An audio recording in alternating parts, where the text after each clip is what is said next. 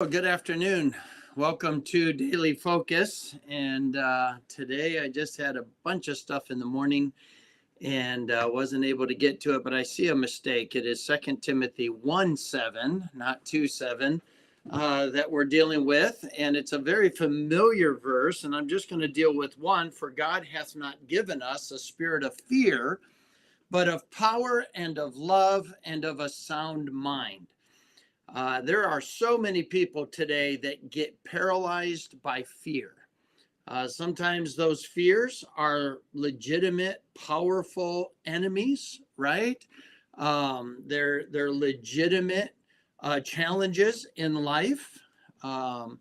They're legitimate, tangible um, intimidators, whether it's the starting of a new job, whether it's the facing of a serious illness, whether it is the challenging the challenge of a um, project that is beyond what you understand or feel like you can do, whether it is the fear of what somebody might think, whether it is the fear of the potential danger.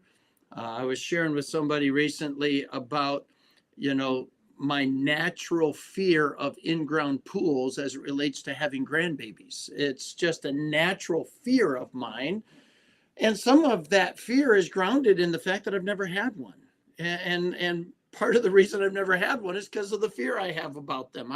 I just would never want that challenge in my thinking. So it's easy to just not have it because of the fear of the potential heartbreak that it could bring. But it also, the fear robs you of the joy of what it produces.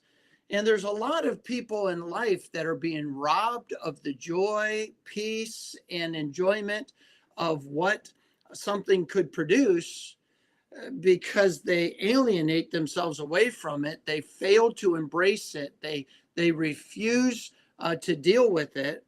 And so that's the reason why they want nothing to do with it, is because of fear, but they also lose out on the other side. I was talking with somebody from our church, and they were saying, life is really a bunch of trade-offs.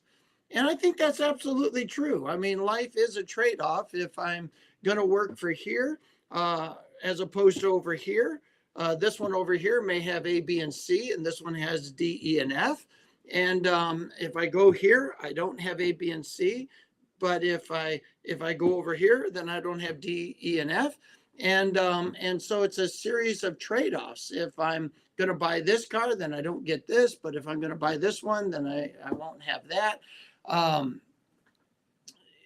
If I'm going to live in the South, I'm not going to deal with winter, but I'm going to have to deal with the hot mugginess. There's just life is a series of trade-offs. Well, that's kind of the way that it is in our Christian lives too, is that God says, I've not given you a spirit of fear.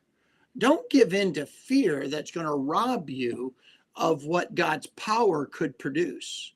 Don't let fear rob you of the security of God's love. Don't let fear rob you of thinking properly about God's person, God's program, and God's power. Sound thinking, solid thinking, biblical thinking, God-centered thinking produces an amazing amount of confidence, because my identity is in the perfection of how God made me. It's in the sovereignty of God's control in my situations and circumstances. It's the promises that I know hold me in the future. That those sound thinking produce a confidence that fear would like to take away. And so a lot of people are paralyzed by fear, and they give in to fear rather than the confidence in God's power, the confidence in God's love, the confidence in God's person and program. Thinking properly about who God is and what he's like. You see, God has not given me a spirit of fear. He's given me confidence. He's given me security. He's given to me victory. It's just mine for the claiming. And what is the one thief that I allow to rob me of that? Fear. So let's not let it be. Let's make sure that we are individuals who are pursuing confidently the situations and circumstances of life, the opportunities of life. Why? Because of God's power, because of God's love, because of God's person and program, thinking properly about life in regards to the fact that God is the author of it, he's the sustainer of it, and he's the giver of eternal life. What a wonderful, wonderful, confident way we can live. We don't have to live in fear. God bless you. I hope you have a great day. I'll see you tomorrow.